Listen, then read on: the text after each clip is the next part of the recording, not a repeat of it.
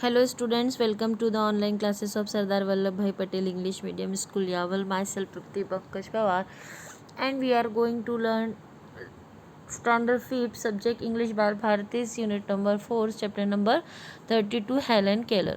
So children, आज हम पढ़ेंगे स्टैंडर्ड 5 का चैप्टर नंबर 32 जिसका नाम है हेलन केलर, जो कि एक लड़की है, उसके बारे में ये चैप्टर दिया हुआ है. Let's start. This is the story of a child who become completely deaf and blind before she had learn to talk.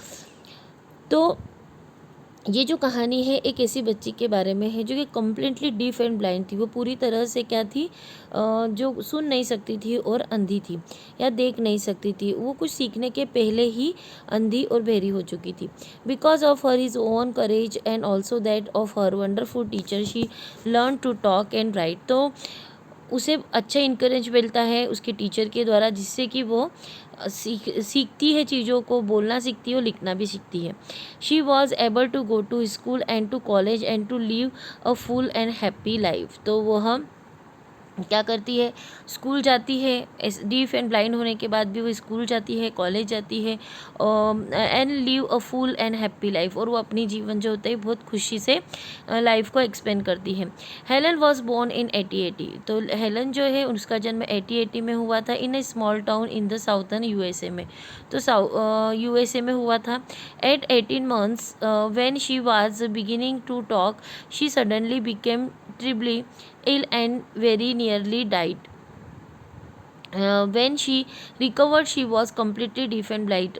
जब वो 18 मंथ की होती है तभी वो बहुत ज़्यादा बीमार हो जाती है. इतनी बीमार हो जाती है कि वो मर भी सकती थी, बट वो बच जाती है, रिकवर होती है, बट वो कम्प्लीटली क्या हो जाती है, डीफ एंड ब्लाइंड हो जाती है.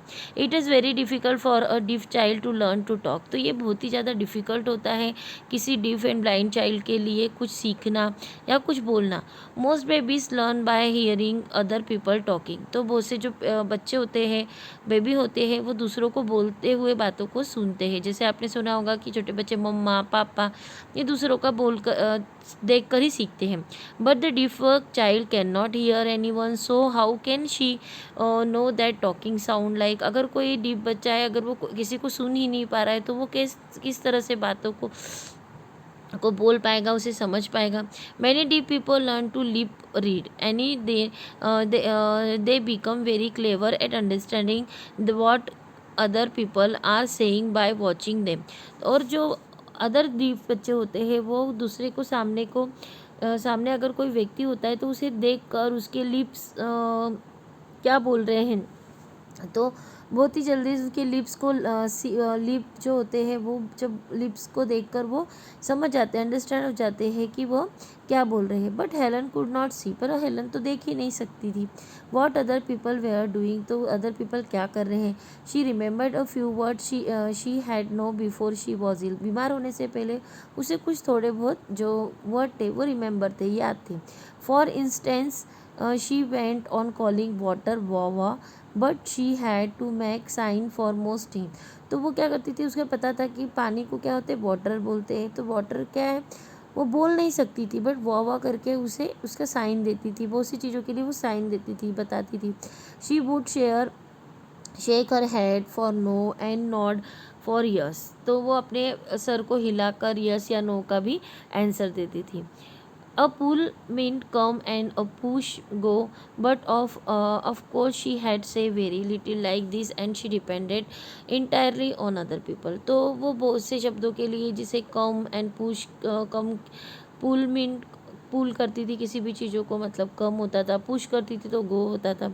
इस प्रकार से वो बहुत छोटी छोटी बातों को बोल पाती थी, बट वो पूरी तरह से नहीं बोल पाती थी किसी से भी वो चीज़ें. तो वो डिपेंड थी इंटायरली अदर पीपल पे. Yet Helen had an active mind and a clever brain and wanted to do and say everything any other child would.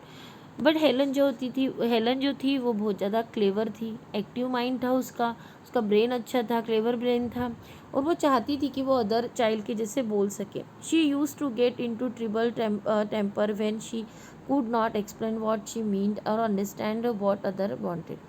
तो कभी कभी वो बहुत ज़्यादा गुस्सा हो जाती थी, ट्रबल हो जाती थी, टेम्पर करने लगती थी जब वो किसी को बात नहीं समझा पाती थी या किसी को अपनी बातों को नहीं समझा पाती थी या किसी अदर की बातों को अंडरस्टैंड नहीं कर पाती थी, तो वो बहुत ज़्यादा क्या हो जाती थी, बहुत ज़्यादा ट्रम्पल हो जाती थी, टेम्पर हो जाती थी उसमें उसमें मतलब बहुत गुस्सा आ जाता था उसे। Then when Helen was nearly 7 and Annie Sullivan come to teach her and look after her. This clever and devoted teacher changed Helen's life. तो जब वो 7 ईयर की होती है तब एनी सुलेवन नाम की एक जो टीचर होती है उसे टीच करने के लिए आती है। वो टीचर बहुत ही ज़्यादा क्लेवर एंड डिवोटेड थी और वो आने के बाद में जो हेलन की लाइफ है वो एकदम चेंज हो जाती है। Annie Sullivan herself had been nearly blind and had been at a school for blind people. तो एनी सुलेवन जो थी वो ब्लाइंड बच्चों के स्कूल में पढ़ाती थी, टीच करती थी। There Annie Sullivan had learn the finger spellings method. तो इसीलिए उन्हें पता था कि इन बच्चों को फिंगर स्पेलिंग से मेथड से पढ़ाना चाहिए, सिखाना चाहिए कुछ चीज़ें। तो she felt sure that this was the only way to talk to Helen and teach her to say what she wanted. तो इसी प्रकार से वो ओनली वही थी जो हेलन को टीच कर पाती थी, है ना। Because Helen could not see her making and the sign she would spell the words into her pupil's hand. तो इस क्या करते थे वो, बिकॉज हेलन कुड नॉट, वो देख नहीं सकती थी तो वो क्या करती थी, उस साइन बनाती थी उसके हाथों पर वर्ड्स लिखकर, जिससे कि वो समझ सके। Helen had become very sensitive to the feel of thing, much more sensitive than most people are. She could soon tell the difference between the feel of one letter and or another. तो जो blind बच्चे होते हैं उनमें ना feeling sensitivity ज़्यादा होती है। वो अदर बच्चों से के ज़्यादा, अदर लोगों से ज़्यादा सेंसिटिव होते हैं। अगर उन्हें कुछ चीज़ फील कराई जाए तो जल्दी फील हो जाती है। तो उसी प्रकार हेलन को एनी टीचर जो थी वो फील कराकर वर्ड्स या अदर वर्ड्स को समझाती थी, वन लेटर या another. Miss Sullivan gave Helen a doll, and when she gave it, she spelled the letter DOLL on to Helen's hand. तो वो क्या करते थे, मिस सुलेवन क्या करती थी, अगर हेलन को अगर वो डॉल देती थी तो व्हेन शी गेव उसे और उसके हाथों पर स्पेलिंग लिख देती। जैसे डॉल की स्पेलिंग क्या होती है, DOLL। तो ये समझा देती थी कि ये डॉल है। She did this with the names of other things such CAKE and MUG मग। तो इस प्रकार से वो वर्ड्स को लिखकर उसे समझाती थी। Helen obediently spelled them back, but she did not understand what it all meant, and she soon grew bored and unhappy.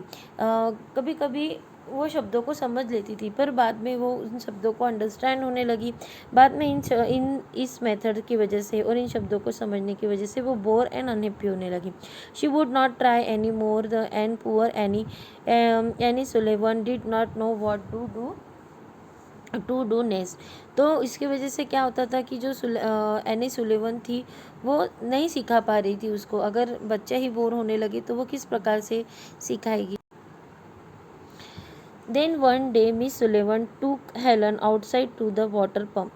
तो अगले दिन क्या करती है जो सुलेवन रहती है वो उसे एक वाटर पंप के पास से गए थे। As the water spilled into Helen's mug and overflowed on her hand, Miss Sullivan spelled WATER on her other hand. और वो क्या करती है, मग को पूरी तरह से भर देती है, ओवरफोल्ड कर देती है, जो कि हेलन के हाथ पर जाकर उस मग में का पानी गिर जाता है और उसे लिखती है कि यह WATER वाटर है। स्पेल करती सडनली हैंड्स फेस लीट अप। तो सडनली जो हेलन का जो मुंह होता है वो उसके फेस पर हंसी आ जाती।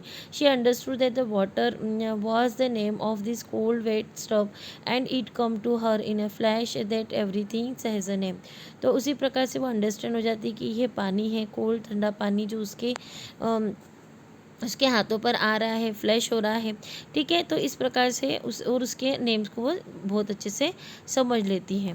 ठीक है, touching her little sister she spelled baby BABY which was one of the words Miss Sullivan had show her all that day and for days after Helen's started from one things to the next demanding that Miss Sullivan should spell their names for her. ठीक है, तो क्या होता है, touch उसकी जो छोटी बहन होती है, लिटिल सिस्टर होती है, तो वो उसे हाथों में देखकर उसके हाथों में देती, उसे फील करवाती है और उसके ऊपर लिखती BABY बेबी, जिससे उसे पता चलता है कि अपनी छोटी सिस्टर है। ऐसे ही अलग अलग दिन के दिन जैसे जैसे दिन गुजरते जाते हैं, तो हेलन का जो पढ़ने की या लर्न करने की, सीखने की जो ये होती है, वो डिमांडिंग और ज़्यादा बढ़ती जाती है। She become so excited she could hardly control herself. तो वो क्या करती है, बहुत अच्छे से हार्डली कंट्रोल होने लगती है। ठीक है, at last words begin to give a meaning, at last words began to have a meaning for her. She then learned the names, affection as well as them. तो इसी प्रकार से वो हर एक वर्ड को सीखने लगती है, उनकी मीनिंग को जानने लगती है। उसके बाद में वो एक्शन वर्ड सीखती है, थिंग्स की, sit, stand, run, walk, and then descriptions of things and actions, hard, soft, quickly. वैसे ही वो चीज़ों की डिस्क्रिप्शन को भी सीखती है, किस प्रकार की चीज़ें होती है, hard, soft and quickly, slowly. From then on she was able to learn as any child does. Only Helen spelled words with her fingers instead of saying them aloud. L took the she made noise she is still could not talk. तो only जो Helen थी वो deaf and blind होने के बाद भी spell कर सकती थी वर्ड्स को हर उसकी फिंगर्स की ज़्यादा, और कुछ बोल सकती थी। वो जो शी ऑल्टो थी, शी मैड नॉइस, वो आवाज़ तो निकाल सकती थी पर पूरी तरह से बोल नहीं पाती थी। Now that she had started to learn, इसी के साथ उसने अब सीखना चालू कर दिया। Helen with her quick brain and good memory. Helen की जो ब्रेन था वो बड़ा ही फास्ट था, क्विक था, एंड उसकी मेमोरी भी अच्छी थी। लर्न वेरी फास्ट इंडिड, और वो सीखती थी बहुत जल्दी। She learn to spell words incredible fast and soon she had her below teacher could have long conversation. तो इसी के साथ उसने चीज़ों को स्पेल किया, वर्ड्स को स्पेल करके इनक्रेडिबल किया, फास्ट किया, और उसी के साथ में उसने टीचर्स से लॉन्ग कन्वर्सेशन भी वो करने लगी, बातचीत भी करने लगी।